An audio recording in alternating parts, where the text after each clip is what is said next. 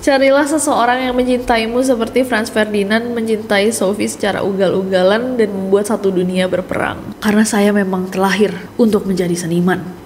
Crazy.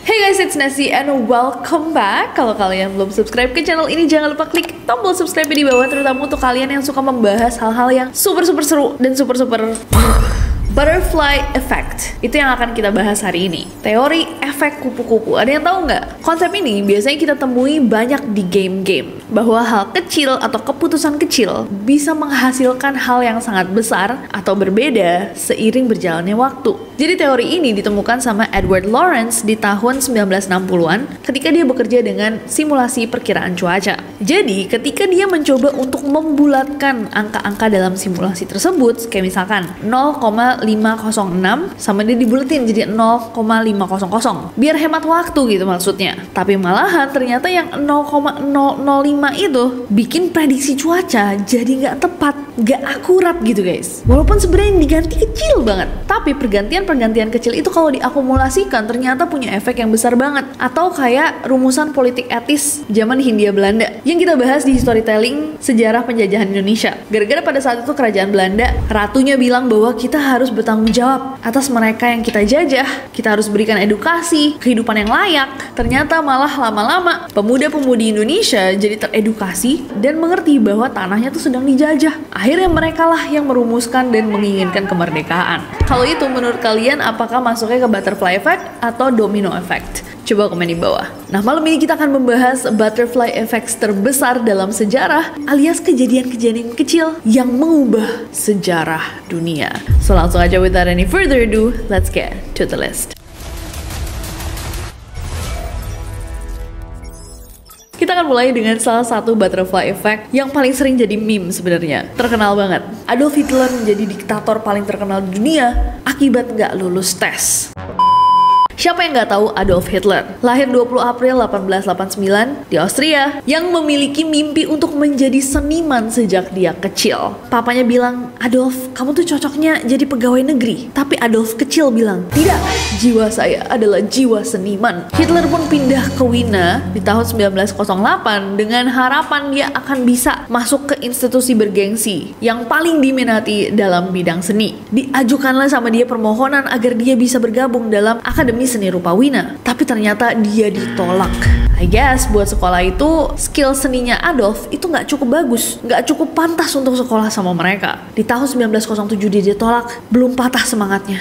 Dia bilang, tahun depan saya akan coba lagi karena saya memang terlahir untuk menjadi seniman. Di 1908 dia apply lagi guys dengan harapan dia akan menjadi seniman terbaik dunia. Ternyata lagi-lagi dia ditolak, dan penolakan dari Akademi Seni Rupa impiannya dari kecil membuat Adolf Hitler kehilangan arah. Dia jatuh dalam kemiskinan, pindah-pindah tempat, sampai menghuni tempat penampungan tunawisma. Untuk bertahan hidup dia mencoba untuk melukis gambar-gambar kecil pakai cat minyak. Dia jual tuh sama turis, pedagang bingkai. Tapi dia masih ada di Wina karena memang sekolah impiannya ada di Wina. Tapi pada saat itu ternyata di Wina juga merupakan pusat pemikiran radikal. Dan kayak kita bahas lebih lengkapnya di video ini tentang Adolf Hitler, eventually karena tidak bisa mengejar ambisi artistiknya, dia mendapatkan pelampiasannya di dunia politik. Lama-kelamaan dengan ideologi dan frustrasi yang dia dapatkan ketika dia tinggal di Wina akibat dia ditolak sama sekolah impiannya, dia memiliki ideologi yang sangat-sangat keras yang membuatnya sangat sukses di karir politiknya. Ideologi keras tersebut diterima di Jerman pasca perang karena memang rakyat pada saat itu lagi mencari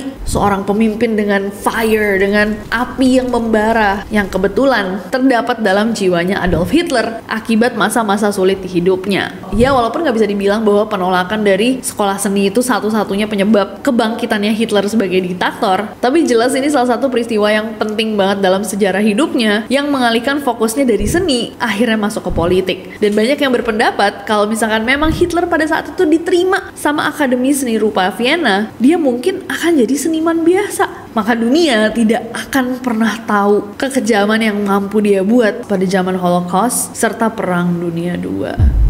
Crazy. Gimana menurut kalian? Coba komen di bawah. Next.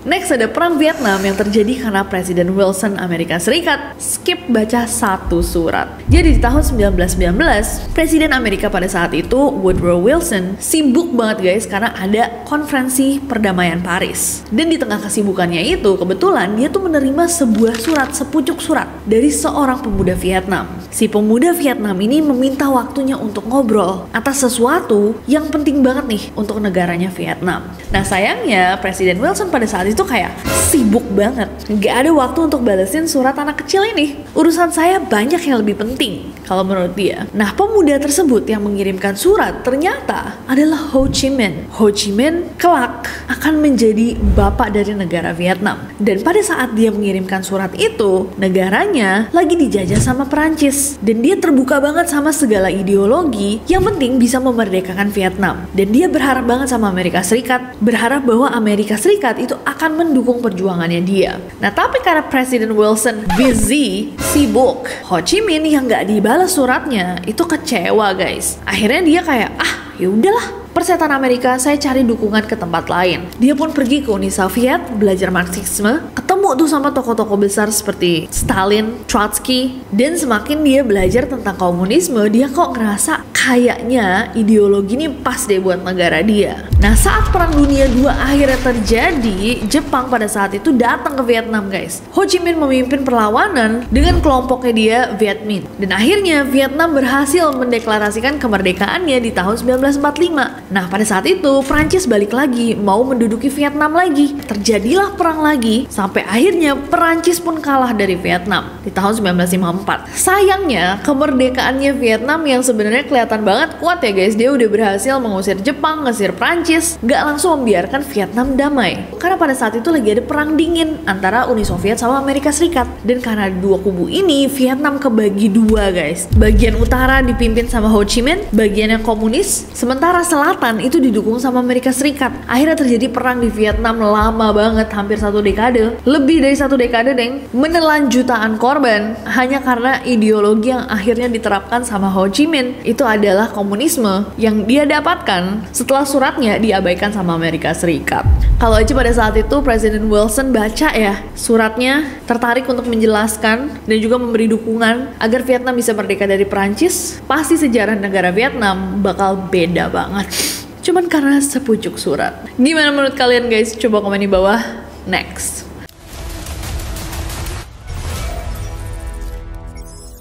Next, tenggelamnya kapal Titanic gara-gara sebuah kunci lemari yang hilang.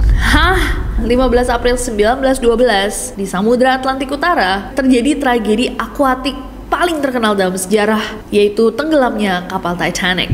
Nah, secara ofisial sebenarnya penyebab Titanic tenggelam itu gara-gara kapal Titanic menabrak gunung es dengan kecepatan kapal yang sangat kencang. Nah, tapi nggak banyak orang yang tahu bahwa ada satu detail dalam tenggelamnya kapal Titanic yang mungkin diakibatkan suatu hal yang bisa dibilang cukup kecil dan receh. Jadi, memang dilakukan setiap hari adalah pengecekan melalui teropong sebagai rutinitas. Nah, salah satu kru yang bertugas pada saat itu, pada hari itu guys, untuk mengawasi jalur pelayarannya Titanic bernama Fred Fleet, mestinya seperti hari-hari biasanya menggunakan teropong untuk mengamati kalau misalkan ada apa nih di depan. Kira-kiranya ada rintangan gitu. Dan setiap hari di pelayaran-pelayaran lainnya, Fred tuh selalu punya teropongnya dia. Cuman hari itu ada sebuah masalah, di mana teropongnya Fred itu tersimpan di dalam sebuah lemari yang kuncinya hilang. Kuncinya di mana? Jadi sehari sebelum Titanic berlayar pada tanggal 10 April ada pergantian kru kapal. Petugas sebelumnya, David Blair, itu memegang kunci dari lemari tersebut. Nah, dia digantikan sama seorang pria bernama Charles Lightoller. Dan ketika Fred udah mau bertugas nih, mau ngambil teropong, dia datengin tuh lemari, kok kekunci. Terus dia tanya sama Charles,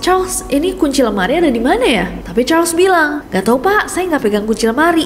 Nah, ternyata pas pergantian orang itu, David lupa ngasihin kuncinya ke Charles. Dan karena kuncinya nggak ada, Fred nggak bisa ambil teropong dan mengandalkan mata telanjangnya pada malam itu untuk melihat rintangan dan mendeteksi bahaya di lautan yang luas dan gelap guys. Dan akibatnya pada malam itu, 15 April, Fred tidak bisa melihat ujung dari gunung es. Jauh sebelum waktu yang dibutuhkan, sampai akhirnya ketika mereka sadar, sudah terlambat dan tabrakan pun tidak bisa dihindari.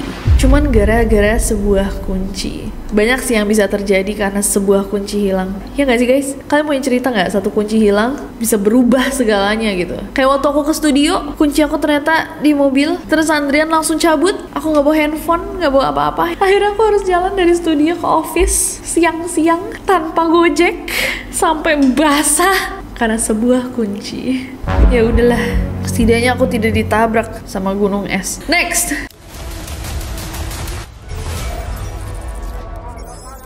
Next, runtuhnya tembok Berlin karena kurang briefing.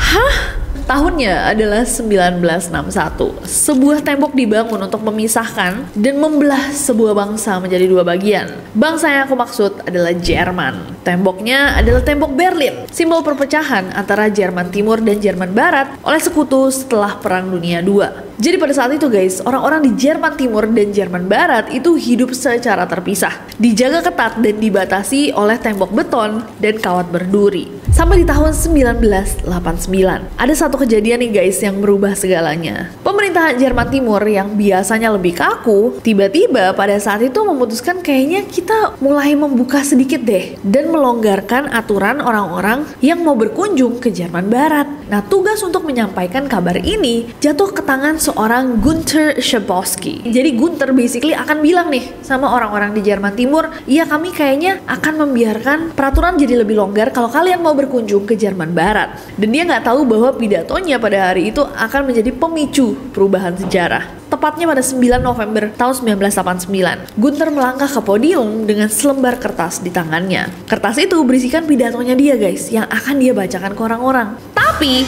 dia kayak nggak baca pidato itu secara teliti. Mulailah dia berbicara dan pidatonya tuh panjang banget, bosan banget. Katanya para jurnalis pada hari itu tuh udah nguap-nguap, udah pada mau ketiduran saking panjangnya. Nah tapi ada satu bagian dimana dia kan kayak, oh iya, by the way, saya ngomong di depan kalian hari ini untuk bilang bahwa akan ada pelonggaran ke Jerman Barat. Orang-orang yang tadinya udah mau gitu, langsung kayak, hah? Apa-apa? Oh, mau ada pelonggaran ke Jerman Barat. Tiba-tiba satu ruangan jadi rame guys, riuh. Mata para jurnalis dan wartawan itu langsung kebuka. Mereka langsung mulai mencatat. Orang-orang juga mulai menanyakan sama Günther, oh beneran pak? Kapan pak? Kapan?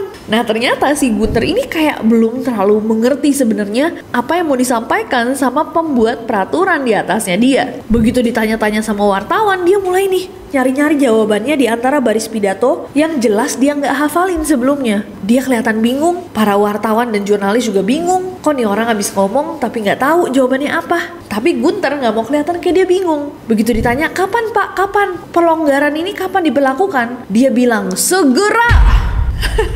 Ruangan langsung heboh guys. Media langsung menangkap ucapan itu sebagai tanda bahwa warga Jerman Timur kini bebas melintasi perbatasan antara Jerman Timur dan Jerman Barat. Berita menyebar cepat, rakyat terbakar semangatnya. Gak lama massa mulai berbondong-bondong menuju ke tembok Berlin. Dan dengan tangan mereka sendiri guys, dipenuhi harapan dan tekad, mereka merobohkan tembok itu. Aku merinding. Mereka merobohkan tembok Berlin menggunakan palu godam. Tembok beton yang udah berdiri selama puluhan tahun, memisahkan keluarga, memisahkan kekasih, memisahkan persahabatan, dirobohkan sendiri sama mereka. Dan itulah sejarah tembok Berlin roboh dan membuka Jerman akhirnya bersatu kembali. Fun fact guys, di hari dimana tembok Berlin dirobohkan, papaku itu di pesawat on the way dari Jerman ke Indonesia setelah 14 tahun tinggal di sana. So itu juga sejarah dalam hidup aku ya. Walaupun keputusan yang itu kayaknya nggak kurang briefing ya. Funny, interesting, very fascinating. Next.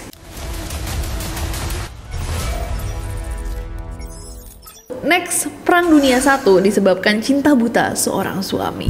Ini adalah Sophie Chotek. Ngomongnya gitu gak sih? Chotek.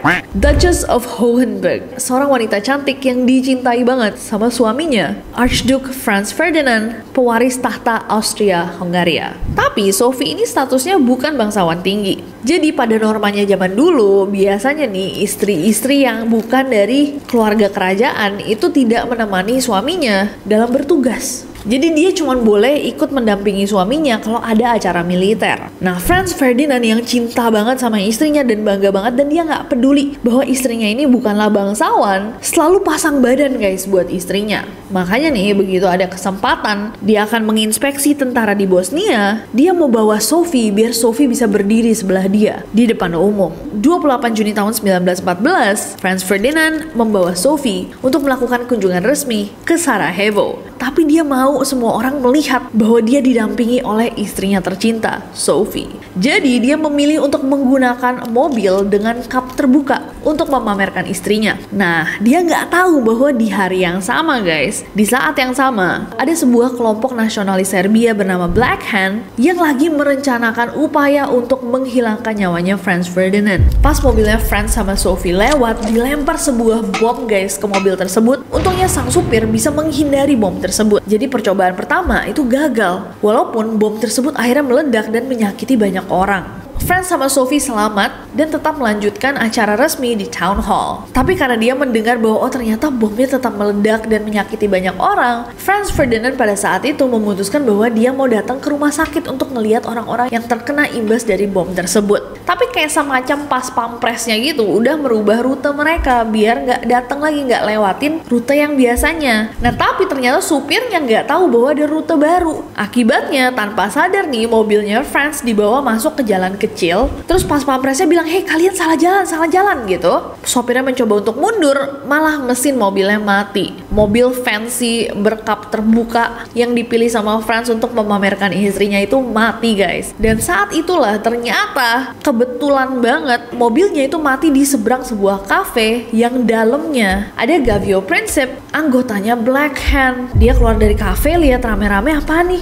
Ada Franz sama Sophie. Dia langsung ngeluarin pistol, dia menembakkan 2 peluru, satu mengenai Sophie dan satu mengenai Franz. Mereka berdua kehilangan nyawa mereka karena hal itu. Franz Ferdinand sebagai pewaris tahta Austria-Hongaria diakhiri hidupnya sama kelompok nasionalis Serbia. Negara Austria menuntut permintaan maaf dari Serbia. Serbia bilang, "Kami turut menyesal dengan apa yang terjadi, tapi kami nggak ada urusan sama itu. Nggak ada keterlibatan resmi dari negara kami atas penghilangan nyawa pewaris tahtamu dan istrinya, jadi kami menolak untuk meminta maaf." Austria menyatakan perang pada Serbia. Rusia sebagai sekutu terbesar Serbia menyatakan perang pada Austria. Jerman sebagai sekutunya Austria menyatakan perang pada Rusia. Prancis sama Inggris Raya sebagai sekutunya Rusia menyatakan perang terhadap Jerman. Dan semua pernyataan perang lainnya terhadap negara-negara ini jatuhnya tuh bukan pilihan, karena mereka itu terikat sama perjanjian keamanan untuk saling menyelamatkan jika terjadi agresi terhadap sekutu mereka. Dan hal tersebut menarik negara-negara lain juga ke dalam konflik ini karena perjanjian antar negara tadi dan perebutan kekuasaan, sampai terjadilah Perang Dunia I guys. Satu dunia berperang gara-gara masalah ini akhirnya meledak. Jadi jatuhnya semua perang ini terjadi karena Serbia menolak untuk meminta maaf atas kesalahan yang mereka rasa bukan kesalahan mereka, karena Franz Ferdinand sama istrinya diakhiri sama kelompok nasionalis, bukan dari pemerintahan, dan mereka sendiri yang menaruh diri mereka di bahaya karena Franz Ferdinand ingin memamerkan istrinya kepada dunia menggunakan mobil dengan kap terbuka. If he want to, he would, katanya. Carilah seseorang yang mencintaimu seperti Franz Ferdinand mencintai Sophie secara ugal-ugalan dan membuat satu dunia berperang. The bar is so high. Oke guys, next.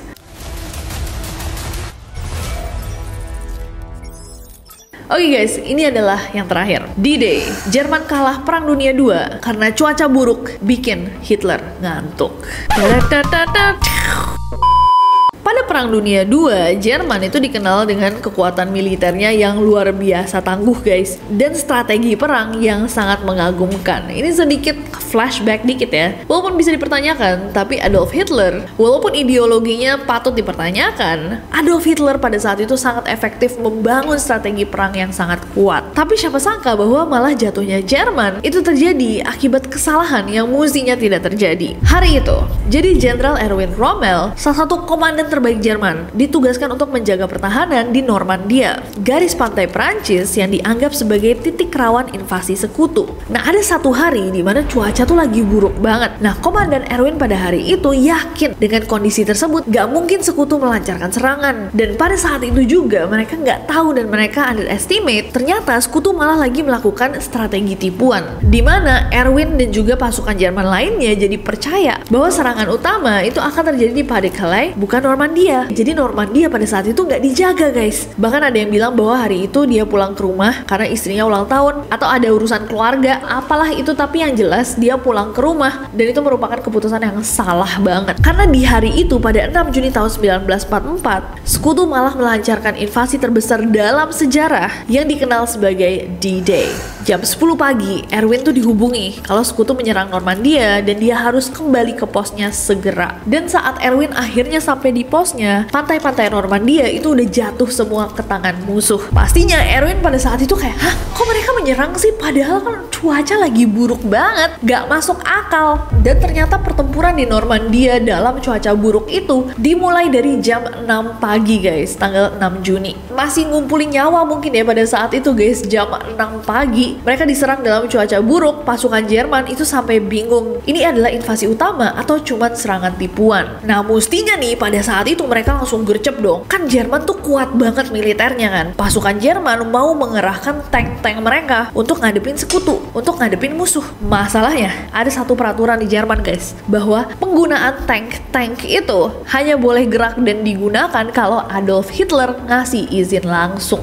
Masalahnya, jam 6 pagi dalam cuaca buruk, Pak Hitler lagi tidur guys di rumahnya. Yang ada di rumahnya Hitler pada saat itu, pasukan-pasukannya juga takut. Mau bilang ini adalah serangan utama, takutnya cuma pengalihan. Dan pada saat itu nggak ada satupun yang berani bangunin Hitler karena stafnya udah dikasih perintah ketat, jangan bangunin Hitler apapun yang terjadi. I guess he needs his beauty sleep. Jadi timnya Hitler pada saat itu takut bangunin Hitler dengan informasi yang salah karena Hitler itu sering marah kalau diganggu. Tantruman. Jam 10 pagi, Albert Speer, menteri persenjataannya Hitler, sampai ke rumahnya dan Hitler masih tidur. Jam 12 siang, Hitler bangun. Albert bilang sama Hitler, "Mein Führer, Normandia diserang." Anehnya, Hitler pada saat itu juga gak marah. Dia kelihatannya malah lega. Terus dia bilang, kabar ini gak bisa lebih baik. Karena dia pikir, cuaca tadi pagi kan buruk banget. Malah ini bisa membantu pertahanan. Selain itu juga gak ada pasukan yang bisa secanggih pasukan Jerman pada saat itu. Semua senjatanya Jerman jauh lebih canggih. Tapi Albert bilang, "Mein Führer, ini beneran urgent pak." Barulah pada rapat makan siang, Hitler sadar guys bahwa situasinya beneran darurat. Dan dia langsung menyetujui penggunaan tank. Dan dikirim tuh pasukan dari Calais untuk membantu melawan musuh. Tapi saat semua perintah tersebut dikeluarkan, semuanya sudah terlambat. Musuh sudah menguasai Normandia dan Jerman kehilangan peluang terakhir mereka untuk menang di barat. Hujan-hujan itu emang waktunya bobo kata Hitler. Kenapa dia harus perang? Ini tuh yang videonya ada scene ikonik yang akhirnya jadi meme itu nggak sih? Tahu nggak? Yang scene-nya dia dikasih tahu, terus dia teriak-teriak di dalam satu ruangan ketika Jerman akhirnya diserang terakhir itu. Nah ini kayaknya satu dekade yang lalu deh, di YouTube tuh ada tren di mana translation-nya jadi kayak subtitle-nya tuh dirubah-rubah gitu, jadi isu yang beda-beda. Tapi lucu banget. Jadi Hitlernya marah-marah. Tahu nggak sih? Aku doang cewek-cewek tahu. Van allen van aan bij deze verraad op het Frauenberg. Es worden ungeheure Verrate über das deutsche Volk. Aber alle diese Verräter werden bezahlt. Mit ihrem eigenen Blut werden sie bezahlen. Sie werden das saufen in ihrem eigenen Blut. Oke guys, itu menutup video kali ini. Menutup apa hal-hal kecil yang akhirnya punya efek besar dalam sejarah. Menurut kalian dari yang kita bahas hari ini paling gila yang mana? Dan apakah kalian pernah baca lainnya? Aku mencoba mikir-mikir sih kalau dalam sejarah Indonesia apa ya. Coba kalau ada yang tahu komen di bawah. Atau dalam kehidupan kalian apakah ada contohnya butterfly effect atau domino effect? Coba komen di bawah. Kayak misalkan gravitasi gitu. Kalau misalkan apel nggak jatuh ke kepalanya Newton, kita nggak akan punya teori gravitasi. Untuk jatuhnya ke kepala Newton, kalau ke kepala kalian guys, ada hasilnya nggak tuh apel jatuh ke kepala kalian? Anyways guys, terima kasih semuanya yang udah nonton video ini. Komen di bawah apalagi yang seru dibahas bareng aku. Dan jangan lupa subscribe karena aku gak sabar untuk ketemu kalian lagi. Bye bye, besok kita ketemu di Neror.